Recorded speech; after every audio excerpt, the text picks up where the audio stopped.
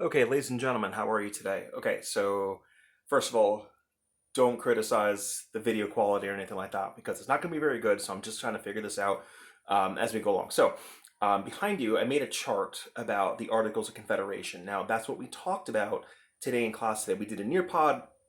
I did that Nearpod. There was a short video that kind of gave a decent explanation to what it was.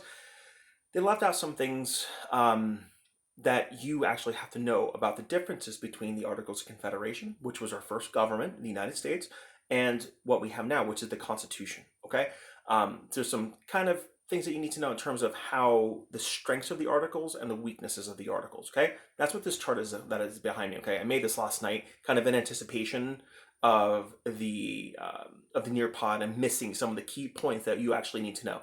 So I'm going to just kind of go through each one, and then I'm going to post this online so you guys can see. And I hope this helps. Okay. By the way, before we get started, I just want you to note just how amazing this chart looks.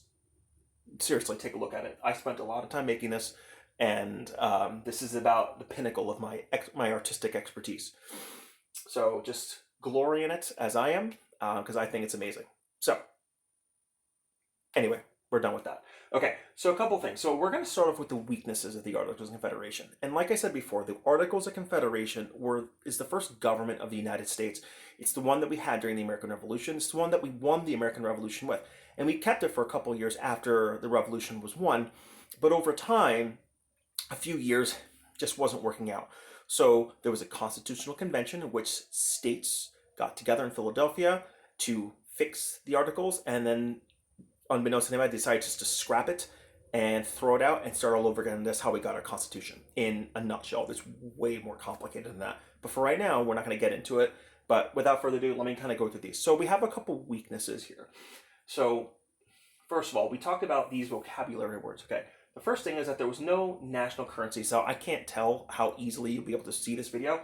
This is just, I just drew some money out here. We have a Virginia dollar. We have a Maryland dollar. I made some gold coins over here. Okay, it's impossible. You can't read it over here. It says Spain on it. There was no national currency. What that means is that every single state used different money within the same country, which is super hectic. So, like, imagine today, being in Virginia, you were given, whenever you bought or got paid in Virginia, you got a Virginia dollar that you might be able to use in one state, or maybe you wouldn't. It depends. And so imagine 50 states using different money. Well, under the Articles of Confederation, there were 13 different states that used money. And there was also foreign money circling around as well. So that's why you had Spanish money, English money, because it was considered more valuable than the state money that was being issued. Okay? So no national currency. Not a good situation to be in. Next, there was no executive or judicial branch. Okay? This is a picture, an amazing drawing of the White House.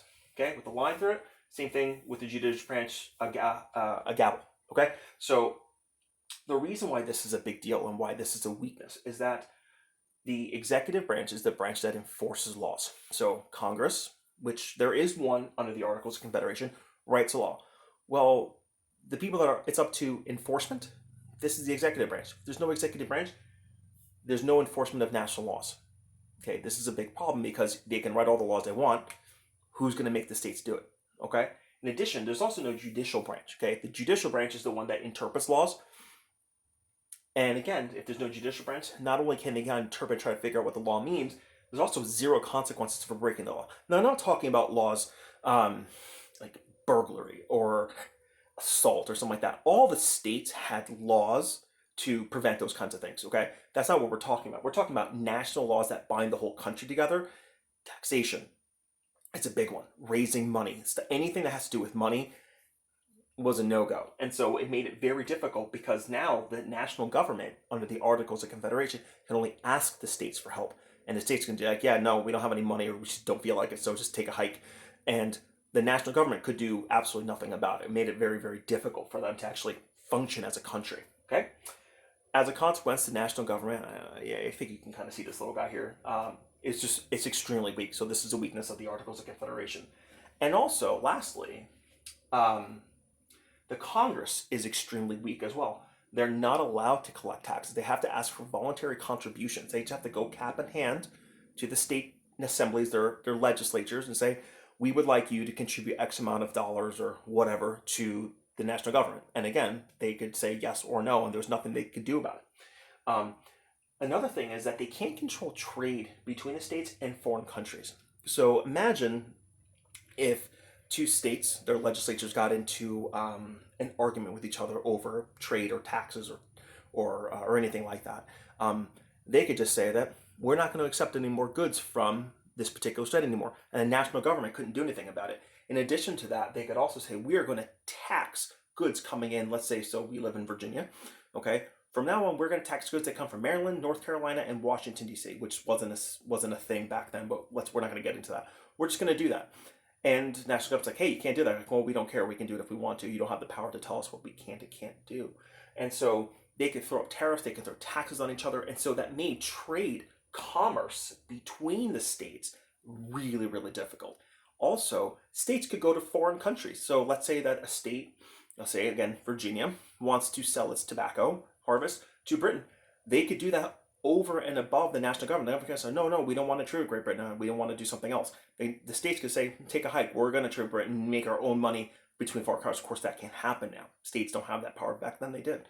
Okay, so the whole idea of not allowing to taxes is the IRS with a line through it, can't collect taxes, and they can't control trade between the states. These are all really, really big problems that the Articles of Confederation had. Now, there were a couple of strengths, though, for the Articles as well, okay? So, one, this is the government that gained independence from Great Britain. So I drew an American flag up here, and this is a British flag, okay? Now, that's pretty important. It's a pretty significant achievement, okay? Now, this is something that is overlooked. This is probably considered one of the things that the Articles actually put together that was actually really significant. It's called the Northwest Ordinance. Okay, what this is, I'm going to read it and then I'm going to explain what it is. It outlined a process for admitting a new state to the Union, the United States. Super important. The reason why is that before the United States really existed, whenever a country got new territory, that new territory kind of just usually remained as a colony or just some territory that they never became equal to the country that they came from. So in the case of Great Britain eventually settled out the 13 original colonies, but those colonies remained colonies. They were never equal to Great Britain, okay? The Northwest Ordinance says, okay, you will come into the United States provided that you have a population of 60,000, and then you can apply for statehood, and then now you are the equal to any other state. That was a really, really new thing. And so that set it up so that there was no conflict between the 13 original real states and these new states are coming in. You're the same as any other state as long as you go through the application process and you meet the population requirement, you're good to go. And that was, like I said, that was a really, really new thing because they prevented a lot of problems further down the line. Okay, because now there's not going to be any conflict with and there was, of course, but not to this. It's a different kind of conflict. Okay, so now these new territories become equal states, and again, really new thing. Lastly, is that it outlawed slavery in the new territories that were gained. When I show you guys a map of westward expansion and what the United States looked like, imagine you had your 13 original colonies. After the American Revolution, American territory was extended all the way to the Mississippi River. All that new territory, slavery was, no, let me try that again. Let me think about that for a moment. No. Slavery was allowed in some of it, but in the main territories, what we're talking about is really near the Ohio Valley. So what encompasses now, of course, Ohio, Michigan, places like that. Slavery was forbidden. It was not allowed. And this was again, a really big deal because it set up this idea of having northern states having free states and southern states being not free as abolition and I'm losing my train of thought here. I apologize.